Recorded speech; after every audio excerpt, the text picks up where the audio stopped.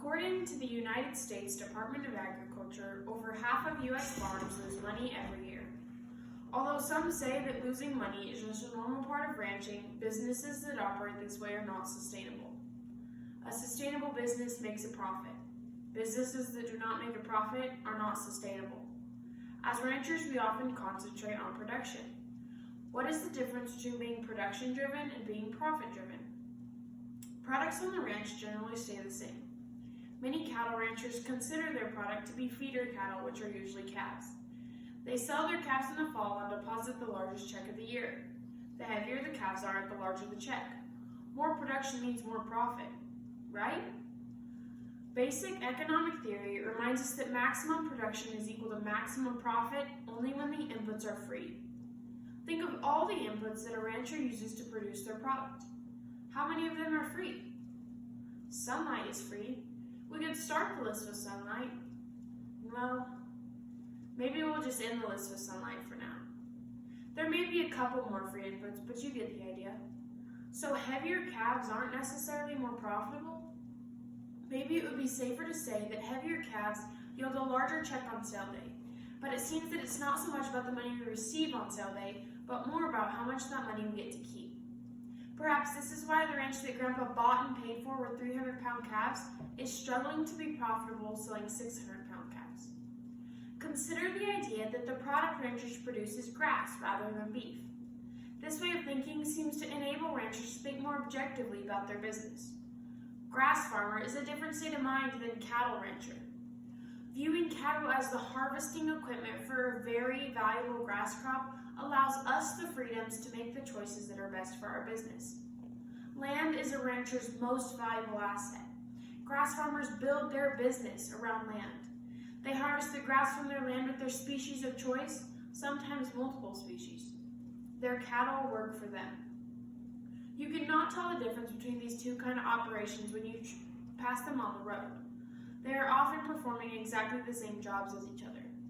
When you interview them, you begin to notice their focus is not the same. I suspect if you could look at their balance sheets, the contrast would be more obvious.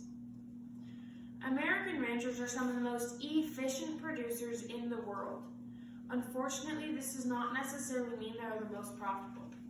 In just 2 generations, amazing advances have been made in plant and animal productivity, but levels of profitability have not increased at the same pace. While aiming for more production per unit, producers' margin of profit per unit often remains the same or even decreases a little. This isn't effective. What is the difference between being efficient and being effective? We are very successful at hitting the production target, but is that the target we should be aiming for? Sustainable businesses aim for the profitability target. Hitting a bullseye isn't that great if we are aiming at the wrong target. How do I start to honestly measure my ranching business? I don't particularly love to push the numbers, but I know that I must to measure my success. One less hard way is to consider the going lease rate. What can I lease my ranch for on the open market? I compare this number to the level of profit I am currently earning. Would my land generate more profit if I leased it to my neighbor? It is a fair question to ask. Now I have a baseline to measure against. Let's talk about winter feeding as an example of how to think about ranch profitability. We feed to make up the deficit between a mother cow's nutritional requirements and what nature is providing. When nature supplies less than what our cow needs, we must supplement. This is expensive. Typical native forage supply in Wyoming and neighboring states in the high arid west is primarily in the months of April, May, and June. This will vary from year to year with some early green up in late March or some late summer growth in July and August in a wet summer. Cow nutritional requirements are at the lowest right after you wean her calf. She should be in the early stages of gestation and her requirements are still relatively low. As she goes through her first and second trimester, her needs steadily increase. In the third trimester, late gestation, early lactation, her requirement peaks and only decreases slightly until the time she's weaned again. Consider graphing annual grass production on one graph and cow nutritional requirements on another. Graph one of them on a clear overlay. When we overlay the graphs one upon another, we can compare nature's forage supply and our cow's nutritional requirements. When the line on the forage graph is above the line on the cow graph, we see her needs are being met. When the line on the cow graph is above the line of the forage graph, we must supplement. When we slide the overlay from left to right, we don't have to do any math. We can see it. This example is just one way a profit-driven rancher thinks about their business. There are many more. Our grass graphs will vary depending on our forage resource and climate. Our cow graphs won't change that much from year to year.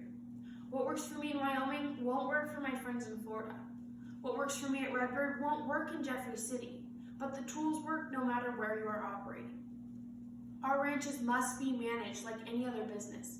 Ranches must be profitable to be sustainable. A business that does not make a profit is not sustainable. Successful ranch managers ask hard questions. Questions about ecology, questions about economics, questions about ranching traditions, questions of themselves, questions about profitability. I ask myself at the end of the year, where's the profit? What is left over? Did I work my guts out all year just to break even? Would my land have generated more profit if I leased it to my neighbor? Hard questions, but fair questions.